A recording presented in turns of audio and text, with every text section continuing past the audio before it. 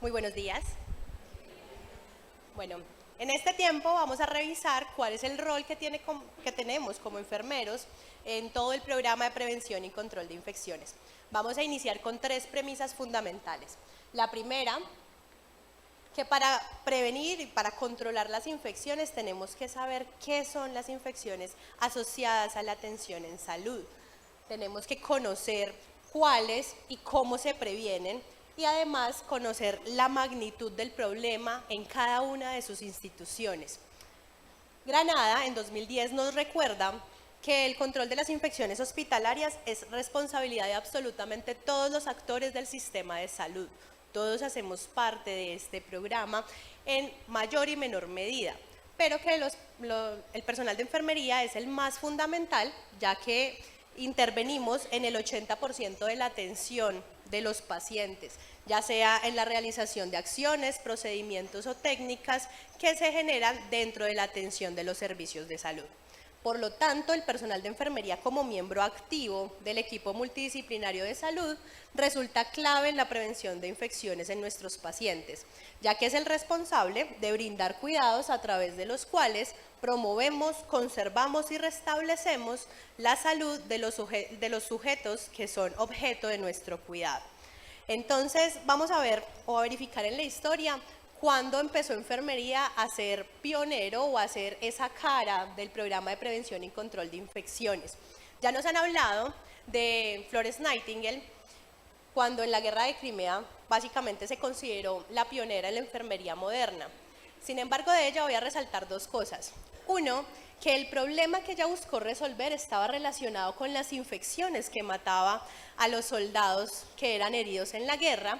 Y 2, que digamos que el estudio fundamental que ella usó para poder darle soporte científico a la ciencia del cuidado fue la estadística. Así que los números han hecho parte de nuestra ciencia del cuidado desde el origen de nuestra profesión.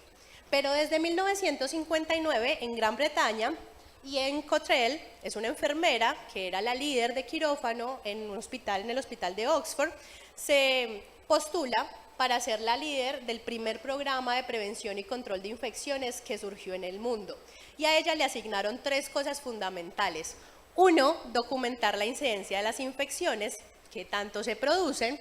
2, aconsejar sobre la adopción y ejecución de las medidas preventivas para el control de estas infecciones. Y 3, asegurar el cumplimiento de estas normas y de estas pautas. 4 años más tarde, en Estados Unidos, también implementan proyectos de prevención y control de infecciones y ahí aparece Kay Wenzel, que se convirtió en la enfermera pionera de los programas de prevención y control de infecciones en la Universidad de Stanford, en el Hospital Universitario de Stanford, y lo que hacía era vigilar la incidencia de las infecciones, supervisar las técnicas de aislamiento de los pacientes, capacitar al personal, aconsejar al Comité de Control de Infecciones e incrementar el nivel de cuidado en atención del paciente, reduciendo el riesgo de adquirir infecciones intrahospitalarias. Bueno, 64 años más tarde, aquí continuamos, siendo los líderes y los pioneros de estos programas que finalmente lo que buscan es garantizar la seguridad de nuestros pacientes. En cuanto a nuestro país, vamos a estar enmarcados dentro de unas normas, de ellas les traigo 3 fundamentales. Una, que ya se las han mencionado mis anteriores compañeras, que es la resolución 3100, que básicamente nos dice los estándares mínimos que debe cumplir una institución mínimamente para poder prestar una atención en salud, que es el Sistema Único de Habilitación. La resolución 2471 del 2022 salió ahorita el 9 de diciembre y a pesar de que ya llevamos muchos años hablando de control de infecciones para nuestro país, desde diciembre del año pasado ya esto es algo que es supremamente obligatorio. Esta resolución fundamentó y adoptó los lineamientos técnicos para el montaje o la estructuración de programas de prevención y control de infecciones, para programas de racionalización y optimización de antimicrobianos y para la adopción de la estrategia multimodal de higiene de manos.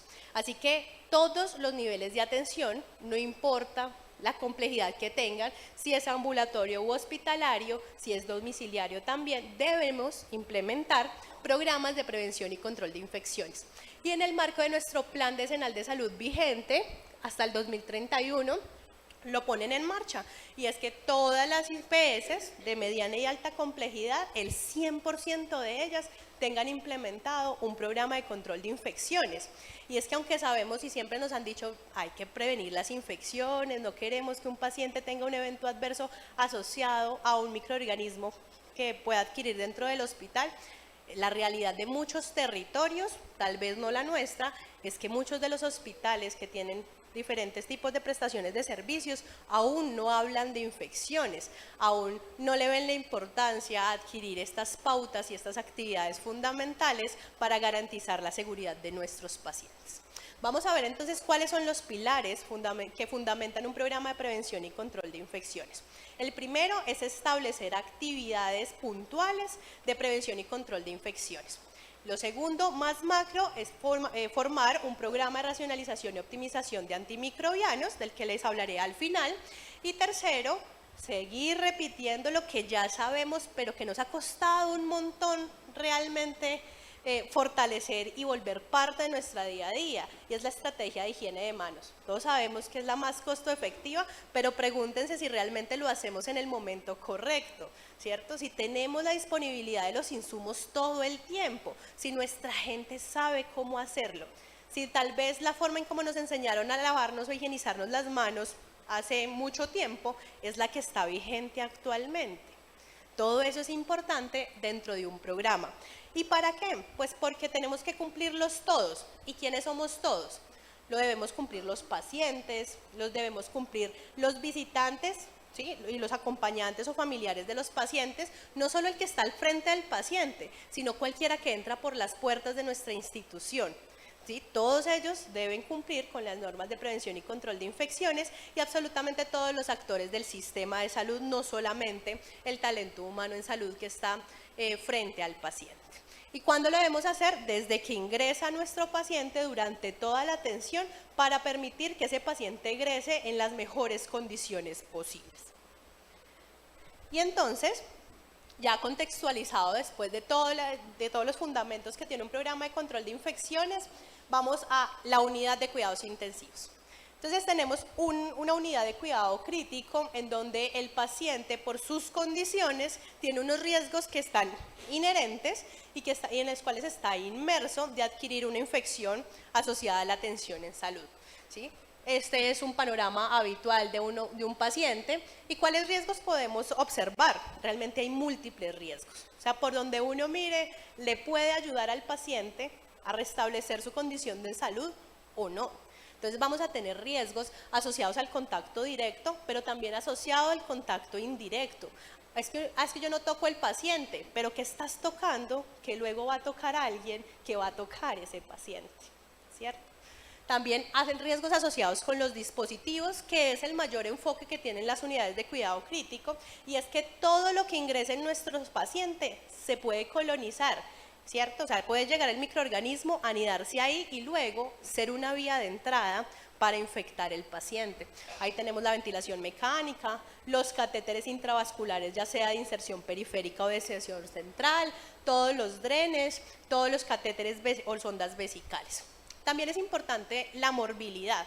¿Cuál es la carga o las características de enfermedad de ese paciente? Es diferente un paciente que es, por ejemplo, que tiene una morbilidad no quirúrgica a un paciente que tiene una morbilidad quirúrgica, porque eso implica que tiene unos riesgos adicionales asociados a su estado de salud o a su estado patológico mejor, que va a generar que se predisponga más a tener una infección asociada a la atención en salud. Si ese paciente ha recibido anteriormente terapia con antibióticos, y cuando hablo de terapia con antibióticos no es que ha estado hospitalizado en los últimos 3 meses, es, señor, usted sabe si compraba, a la familia, si compraba medicamentos en la farmacia, si consumía los famosos matrimonios, cómo la presión antibiótica que generamos en el día a día en nuestra sociedad ha hecho que estos microorganismos generen mayores resistencias, tanto que en la actualidad hay microorganismos que si llegamos a infectarnos de ellos no hay nada que hacer, no hay que ofrecerle a ese tipo de pacientes para mejorar su condición. La formación y la experiencia del talento humano es fundamental, lo veremos ahorita en datos, cómo realmente tener personal formado, competente y capacitado puede hacer la diferencia en la prevención y control de infecciones. Y eso lo vivimos mucho en pandemia. Más tarde les hablaré de eso. La infraestructura, fundamental. ¿Sí? Y no hablo de solamente lo que estamos viendo, sino hablamos de cómo planean hacer modificaciones de infraestructura. ¿Sabían ustedes que una micobacteria puede vivir hasta 12 años pegada de un ladrillo esperando que el señor de mantenimiento llegue, ponga su taladro, levante y eleve el polvo y justo ese polvo llegue a nuestro paciente y lo infecte? Que las pseudomonas les encanta vivir entre las juntas de las baldosas, y por qué los sistemas o los procedimientos de limpieza y desinfección hospitalaria son fundamentales. Ellos están diseñados, así como nosotros que somos seres vivos, para sobrevivir. Ellas tampoco se van a dejar matar tan fácilmente. Por eso las condiciones de infraestructura de una IPS son fundamentales, incluyendo las modificaciones a las mismas.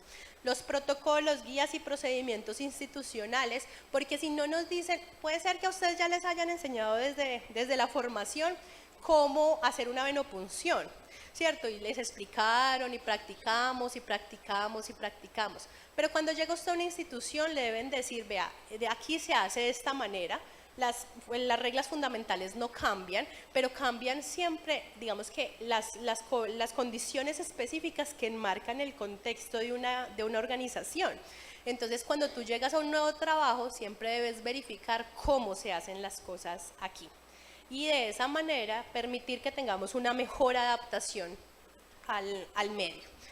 Y finalmente, los riesgos organizacionales, que es importante y de los que casi nunca hablamos. Y es que los enfermeros en prevención y control de infecciones debemos aprender a hablar múltiples lenguajes, ¿cierto? Entonces yo tengo que tener la capacidad técnica de hablar con el equipo de salud y que me entiendan frente a la condición del paciente que está vulnerando su seguridad, pero también tengo que tener la capacidad de poder hablarle al personal administrativo, al personal directivo, demostrarle cuáles son los costos que están asumiendo frente a adquirir pues a implementar una indicación o no. Si, es que esos guantes son muy malos, dicen ustedes.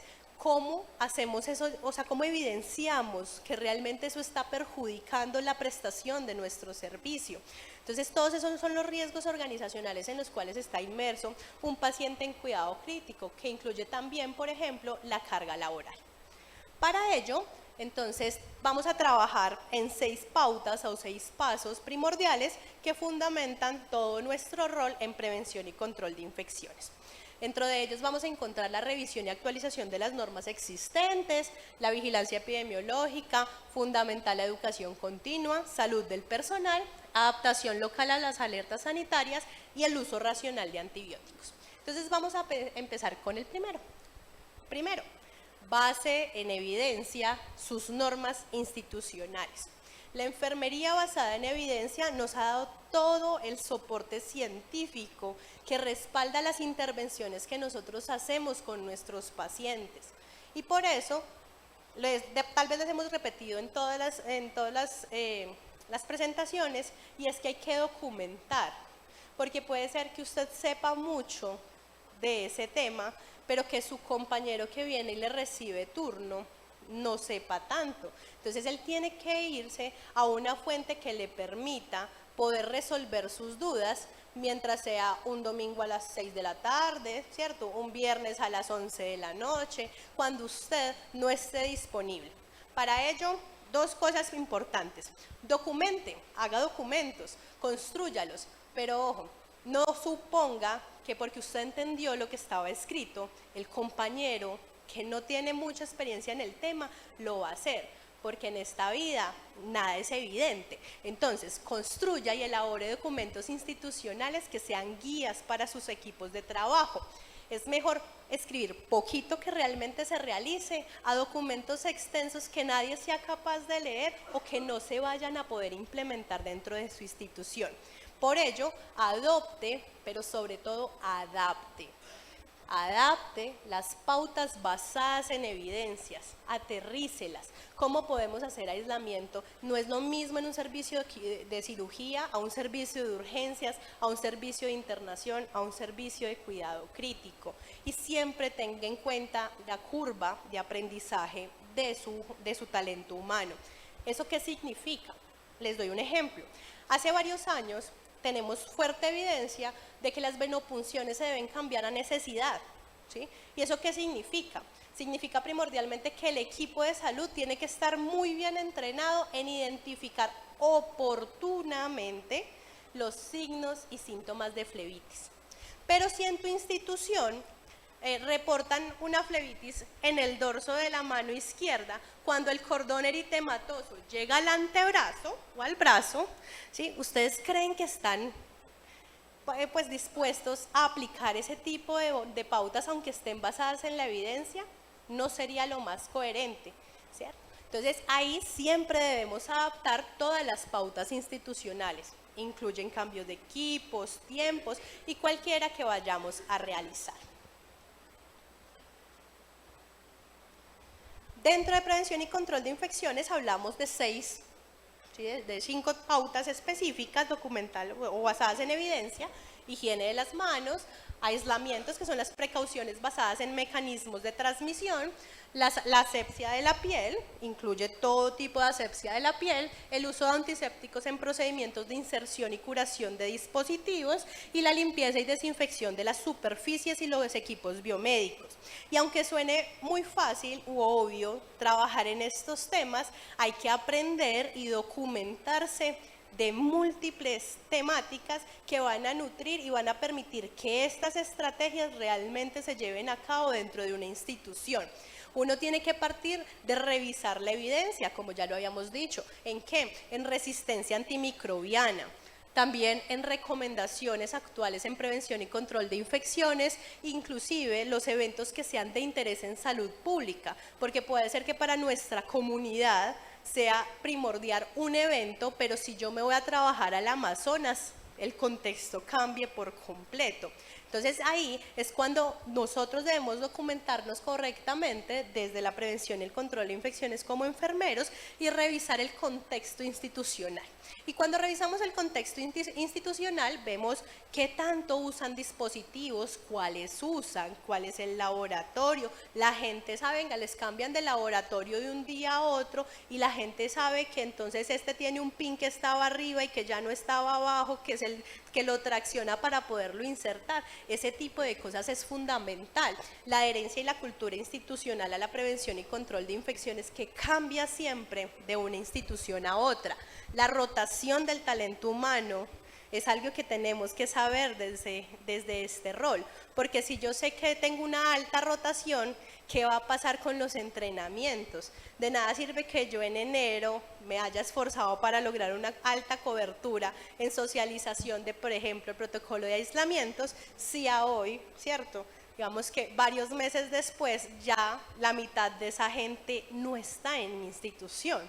Entonces eso tiene que ser fundamental para montar toda la planeación específica. Los perfiles de ingreso de talento humano. No es igual cuando una institución tiene claros sus perfiles de ingreso y saben qué le van a pedir a un enfermero, saben qué le van a pedir a un auxiliar, saben qué le van a pedir a un médico en certificaciones y evidencia, que cuando entra todo el mundo, ¿cierto? Porque entonces va a haber disparidad de conceptos y competencias. Los procesos de adquisición farmacéutica, cómo ingresan a la institución, cómo compran a la institución, ¿sí? Por dónde ingresa, qué hay que hacer. ¿La institución tiene solvencia financiera o no para poder adquirirlos? Si tiene dentro de su plan de suficiencia la real suficiencia, o la gente, el talento humano que está ahí trabajando frente al paciente, le está diciendo que en los últimos días del mes o que una semana al mes no tenemos X insumo, y que eso va a afectar directamente la prevención y el control de las infecciones. Y finalmente la población contratada con las empresas responsables de pago.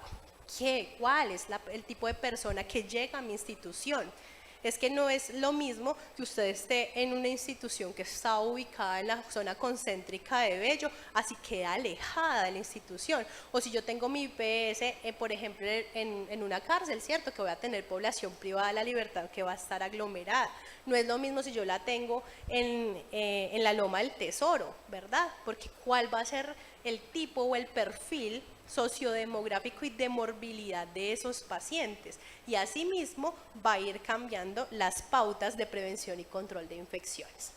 Implemente paquetes de medidas. Entonces, así como nos dijo Astrid, los bundles se crearon en infecciones para intentar mitigar todas las infecciones que más hacen o que más impacto tienen en las unidades de cuidado intensivo, de cuidado crítico. De ahí tenemos 3 paquetes de medidas fundamentales.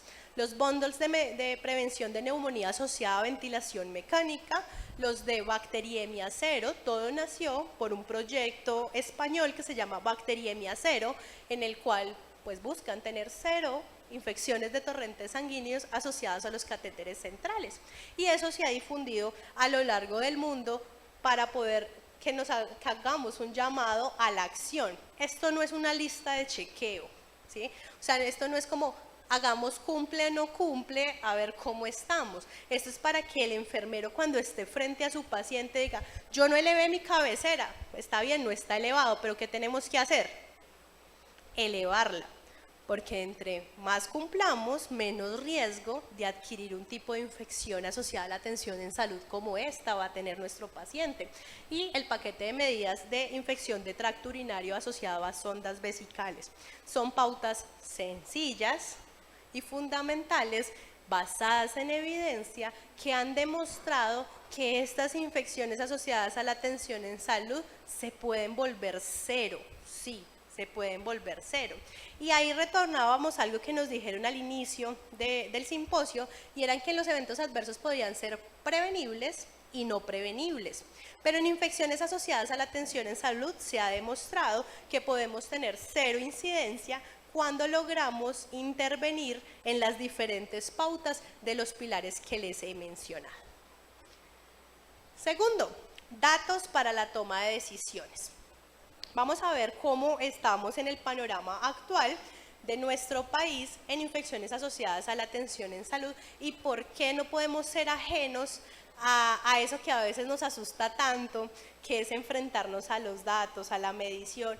¿Cómo es que le digo yo, o cómo construyo yo un informe? ¿Cómo me paro aquí al frente y le demuestro a la persona, a la gerencia, que es que hay que comprar este dispositivo y no este otro? Si yo sé que este funciona, pero debo demostrarlo.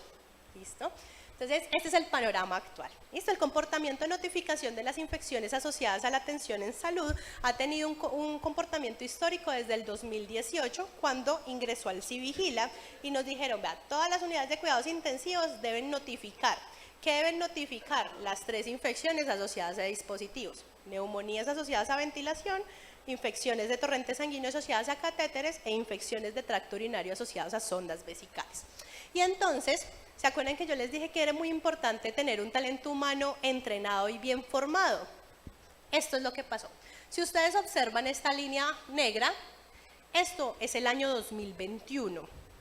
2021, marzo en adelante, y como vemos, uno no tiene que ser el más teso interpretando gráficas, pero si usted observa que todo está aquí agrupado y aplanado y que algo se salió del comportamiento usual, algo pasó. ¿Qué pasó? Pandemia.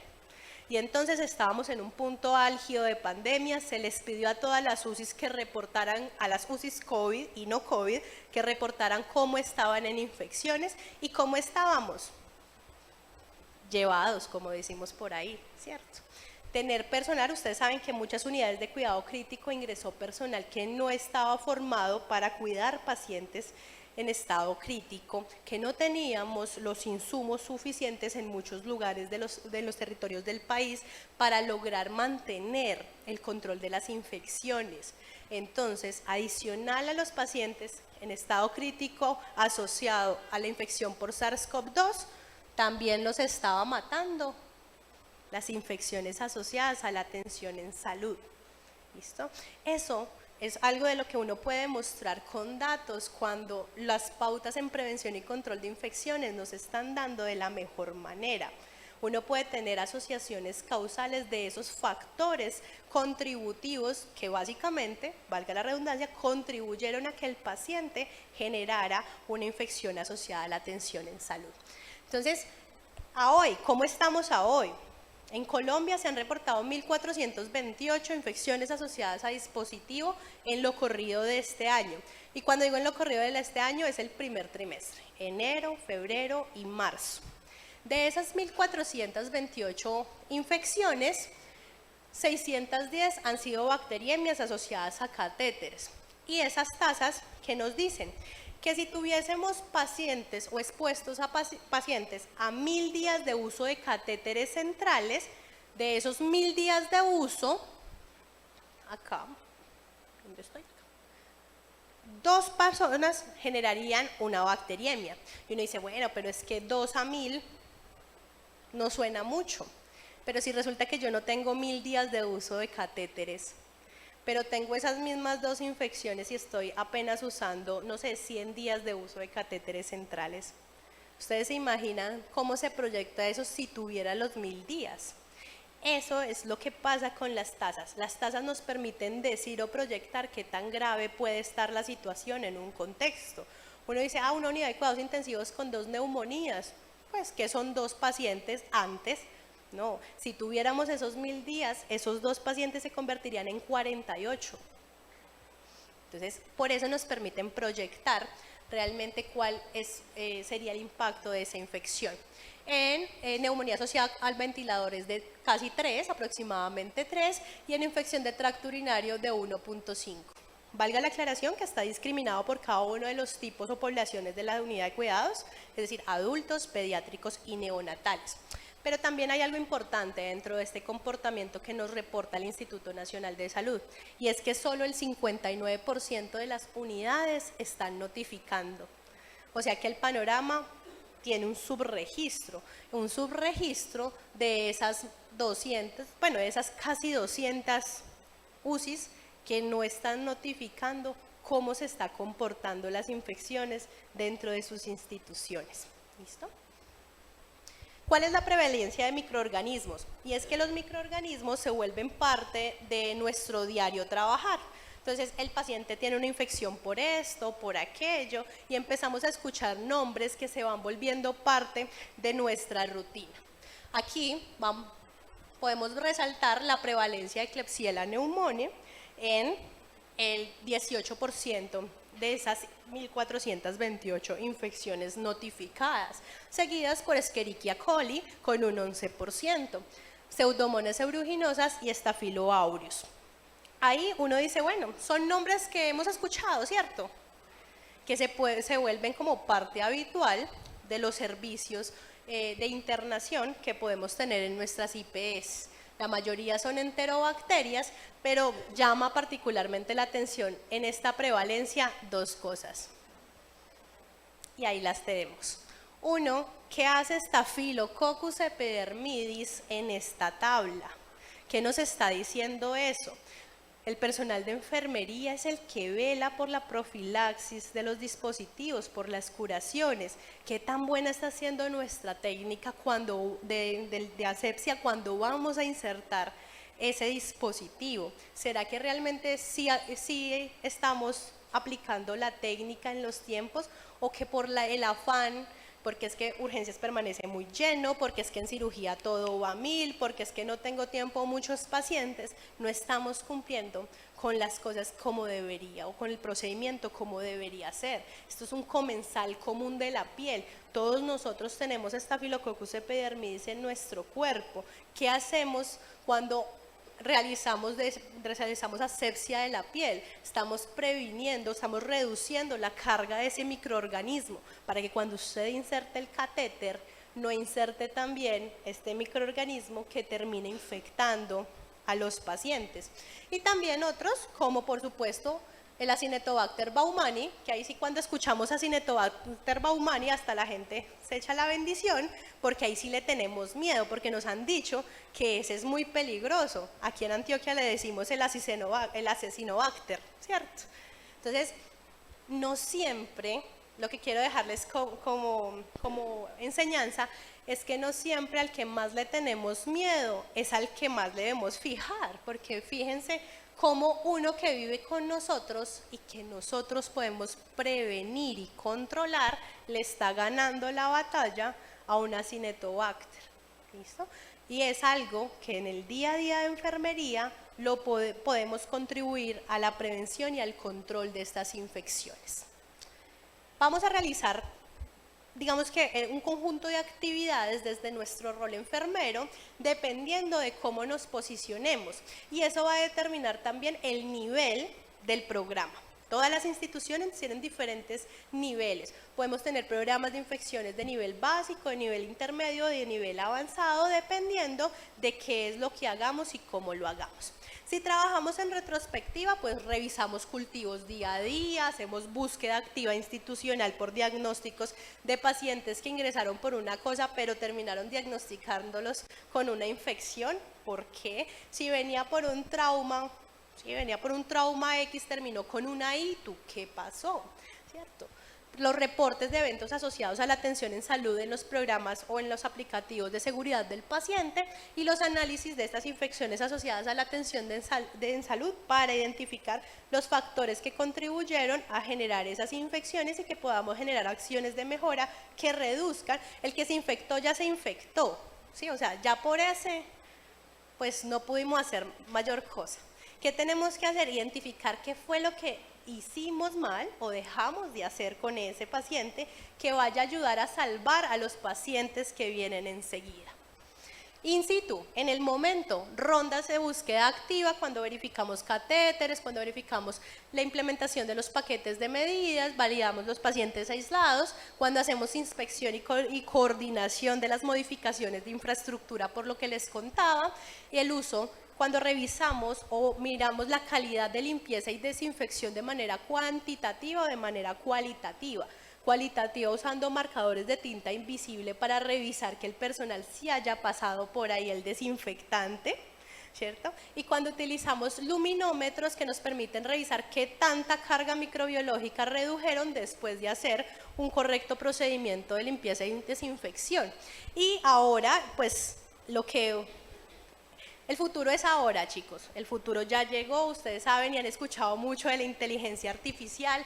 En infecciones no se queda atrás y lo que se está haciendo es que se está cogiendo los registros de la historia clínica electrónica y se está generando algoritmos que nos permitan predecir si hay brotes en la institución a menor tiempo, o también algo se llaman algoritmos predictivos de sepsis. Un paciente que está en una unidad de cuidados, digamos, no intensivos, sino que está en hospitalización de medicina interna y que está arrojando o teniendo ciertos patrones de laboratorio con ciertos registros en la historia, puede terminar en 2 o 3 días en la unidad a causa de una sepsis. Eso no nos permite hacerlo, permitiendo, pues como generando toda la modificación en Big Data, implementando algoritmos que nos permitan tener inteligencia artificial desde el Deep Learning o el Machine Learning, que le enseñen al aparato, ¿sí?, a que coja todos esos datos que hacemos todos nosotros en nuestras notas, en nuestra historia clínica y nos ayuden a tomar decisiones más acertadas o más rápidas en control de infecciones. Tercero, insista, persista y no desista, ¿sí? Y eso es algo que ya vi que mis compañeras hacían así, y es que es nuestro diario vivir. Nosotros debemos educar a la gente. Si bien es cierto, todos tenemos unas competencias básicas y fundamentales para tener el trabajo que tenemos, no podemos asumir que todo el mundo sabe qué tiene que hacer y cómo lo tiene que hacer. Por lo tanto, Elman nos decía que el aprendizaje óptimo depende de reducir la complejidad de la información a un nivel que su capacidad de entendimiento le permita adoptarlo de manera correspondiente. Y entonces recuerden, a mí me parece muy interesante la pirámide de aprendizaje, y es que el 10%, si están fijándose solo en la diapositiva, en pocos días ustedes solo van a recordar el 10% de lo que vieron hoy. Pero si además me están escuchando y están viendo la presentación, es posible que logren recordar hasta el 50% de lo que vieron hoy.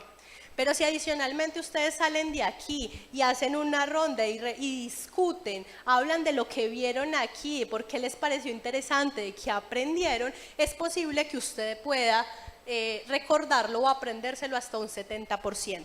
Y si finalmente usted ya busca prepararse para pararse aquí y tratar de hacer que usted que está allá entienda de lo que yo sé, eso hace que uno tenga un ciclo de aprendizaje mucho más grande. Por eso normalmente las personas que enseñan uno piensa que saben más, no es que sepan más, es que han podido introyectar mucho más esos conocimientos a partir de todas las mediaciones estratégicas cognitivas que realizan. Por eso, planifique, gestione, fórmese en herramientas pedagógicas.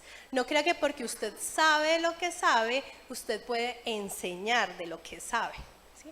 Porque es diferente cuando yo me posiciono en el contexto de la otra persona. No es igual como le voy a hablar a un profesional a como le voy a hablar, por ejemplo, a las personas de servicios generales cuando a veces ni siquiera han terminado su bachillerato. ¿Listo? Genere un cronograma de campañas, recuerden que hay fechas especiales, ¿cierto?, que hay que incluir, apóyese en la creatividad, genere algoritmos también, algoritmos protocolarios. A la gente ya, vivimos en una sociedad inmediatista, ¿cierto?, consumidora, a la gente no le gusta leer, si usted le da gran contenido para leer, casi no lo leen. Entonces busque una manera en la que pueda intervenir y hacer llegar esa información a su población. Apóyese de la creatividad de las personas tienen una infinita habilidad para crear, pero eso sí, dele pautas claras. ¿Qué tienen que hacer? ¿Cuál es el objetivo? ¿Qué herramientas pueden generar? Use tablas de búsqueda rápida, contenidos con hipervínculos. Si usted va a utilizar el WhatsApp, ¿cómo va a hacer para que en un mes esa persona recuerde que usted envió un WhatsApp hace el mes pasado y que ahí estaba la información? ¿Sí? ¿Cómo vamos a lograr hacer todo eso desde la educación continua? Y evite el efecto Hawthorne. El efecto Hawthorne es el del policía, ¿sí? No es que pase la infecciones y todo el mundo empieza a buscar el alcohol glicerinado, ¿cierto? No, lo más importante dentro de nuestro rol es que el otro haga su trabajo como lo debía hacer cuando usted no está. ¿Listo? ¿Cómo podemos verificar cómo estamos en efecto Hawthorne? Observadores ocultos, pacientes trazadores, empoderamiento y liderazgo dentro de los servicios y el uso de la tecnología. Este es un estudio coreano en donde le pusieron sensores, tags, a los carnets de los empleados y tienen sensores en la unidad de cuidados intensivos. Cuando usted entra a un cubículo, él es capaz de decir, Daniela entró al cubículo 7 y se demoró 18 minutos. En 18 minutos mínimo tenía que hacerse 3 higienizaciones de manos. Y adivinen qué, el dispensador también tiene otro sensor que es capaz de mirar cuántas veces usted activó el dispensador. Y para más, esa gente, ¿se acuerdan? El futuro es hoy, le puso una cámara de movimiento para ver si usted era capaz de hacer la técnica correcta en el tiempo correcto. Ellos están años luz y algún día llegaremos allá. Me cuido para cuidarte. Recuerden, siempre es importante recordar el rol fundamental de la bioseguridad, usar elementos de protección personal correctamente en el momento correcto. ¿Listo? No es solamente cuando instauramos nuestros diferentes tipos de aislamientos, en donde debe ser muy claro, simple, qué debe usar, cuándo lo debe usar. Y recordarles, venga, usted sí sabe, o sea, no es use la bata, sino cómo usted usa la bata. Y nos vamos a dar cuenta que hay que volver a recordar cómo se pone una bata, cómo se retira una bata para evitar contaminación. A mayor dermatitis de contacto, menor adherencia e higiene de manos. ¿Quién va a querer utilizar sustancias alcohólicas cuando a uno le arden? Pues cuando a uno le arden las lesiones, ¿cierto? Por eso desde nuestro rol como enfermeros debemos articularnos con otros profesionales supremamente valiosos. En seguridad y salud en el trabajo, uno debe hacer verificación de los insumos. ¿Se acuerdan que yo les dije que teníamos que mirar cómo compraban y qué comprábamos? Ahí existen protocolos de evaluación y comparación de tolerabilidad y aceptabilidad de esos insumos, nos los da la OMS, solo tenemos que tener las evidencias correspondientes. Y eso puede hacer que cambie mucho el panorama del personal o del profesional de la salud a la hora de hacerse una higiene de manos. Definir los esquemas de vacunación. Nos han dicho siempre hepatitis B para todos, pero también es necesario, por ejemplo, varicela en mujeres en edad fértil por el riesgo que tienen de embarazarse, ¿cierto? Y sobre todo cuando trabajan en unidades pediátricas, donde la circulación del herpes zóster puede estar mucho más alta. También generar protocolos de qué pasa cuando yo tengo exposición a riesgos biológicos. Lo normal que le dicen a uno es que el paciente es KPC. Yo trabajé ayer todo el turno con él y no sabía. Ojo, bioseguridad. Aterrice. Ya ya voy terminando. Aterrice, y es estar al día con el comportamiento epidemiológico, ¿cierto? Hay que saber qué es lo que pasa alrededor, no solo lo que pasa en mi institución, sino hay alertas de brote en las instituciones que se parecen a la mía. Venga, es que uno sabe que hay ciertas instituciones que uno dice no vaya allá, porque eso allá fijo se infecta. Eso es un riesgo reputacional que tenemos que tratar de mitigar desde los programas de prevención y control de infecciones.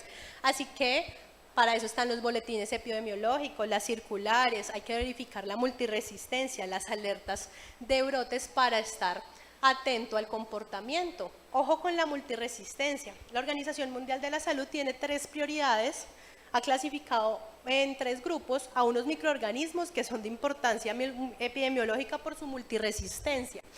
Ahora nos enfocamos mucho en la detección temprana de los microorganismos que tienen o que generan resistencia a los carbapenémicos, los que nosotros conocemos famosamente como las KPC, ¿cierto? Y es que nos han dicho, esas KPC son riesgosas. Quiero que sepan que no solamente es la KPC es la Klebsiella pneumoniae productora de carbapenemasas, pero no es solo ella, existen otro tipo de enterobacterias, entonces son EPCs, enterobacterias productoras de carbapenemasas, y hasta eso tenemos que ir generando dentro de nuestro conocimiento, como no solamente el antibiograma nos dice que es Klebsiella pneumoniae, sino cuando usted dice, uno empieza a ver resistente,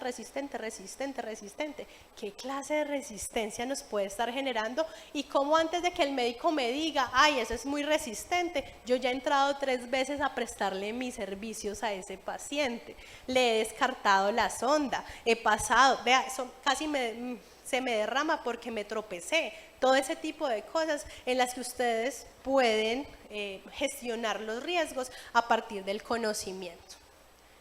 Y finalmente, probado, ¿en qué nos metimos ahora? Los programas de racionalización y optimización de antimicrobianos buscan generar una optimización, es decir, un adecuado uso de los antibióticos con el fin de mejorar los resultados clínicos de los pacientes con infecciones, de reducir los eventos adversos relacionados con los antibióticos, disminuir la resistencia, que finalmente es uno de los grandes dolores de cabeza en la actualidad, pero también disminuir los costos para el sistema de salud, porque los antibióticos son costosos, comparados con cualquier otro medicamento, los antibióticos se pueden llevar una gran parte del rubro o el presupuesto de una institución. Para esto, la resolución 2471 nos dice, ya no es si usted quiere, ya es toca, y vamos a implementarlo por medio de unas fases, en donde adivinen quién está en todos los niveles de complejidad y en todos los tipos de implementación. Entonces, no importa el nivel de complejidad en el que usted trabaje, el profesional de enfermería siempre estará en los programas de racionalización y optimización de antimicrobianos. ¿Haciendo qué? Como parte del equipo del Comité de Infecciones, es la persona que conocerá directamente todo lo referente a las infecciones asociadas a la atención en salud, conocerá sobre los datos de resistencia bacteriana, es el que responde a las notificaciones ante los entes del control territorial y monitoriza toda la estrategia. También el papel de enfermería en el ámbito ambulatorio corresponde al desarrollo de estrategias que pretendan educar sobre la prevención y control de infecciones, y será el encargado de hacer seguimiento a los inicios de la terapia antibiótica, de medicamentos no controlados, supervisar y educar la administración de estos medicamentos y de todo el personal de enfermería de la institución. Muchachos, hay que estudiar, hay que seguir estudiando todo el tiempo, hay que estar aprendiendo sobre antibiótico-terapia, hay que rescatar eso que nos enseñaron de microbiología y volver a revisar cómo se interpretaba un antibiograma, y sobre todo algo que está en nuestras manos, que es la correcta administración de los antibióticos. Ya veríamos con la enfermera Astrid cómo es de importante administrar correctamente un medicamento. Pero si supieran cómo es de importante administrar en el tiempo correcto un antibiótico, que nada sirve que le digan 3 cada 8 horas si usted lo administra cada 10, cada 12, donde el paciente realmente está sufriendo su riñón y la infección cada vez está aprendiendo más cómo buscarle la alternativa para no ser vencida. Finalmente, y concluyendo, el rol día a día de la enfermería en prevención y control de infecciones es mantener y velar por las condiciones de orden y aseo de los servicios, de buscar que cumplamos con las normas del hospital y las buenas prácticas de enfermería, liderar el cumplimiento de las técnicas asépticas, especialmente el lavado de manos y el aislamiento en todo el personal. Por algo a los enfermeros, ¿cómo nos dicen? ¿Ni idea? Entonces usted no llama al enfermero, ¿usted llama al qué? Al jefe, ¿cierto? Digamos que ese, sí, pues es un sobrenombre, realmente nosotros somos enfermeros, no hay un primer título universitario que diga jefe de enfermería.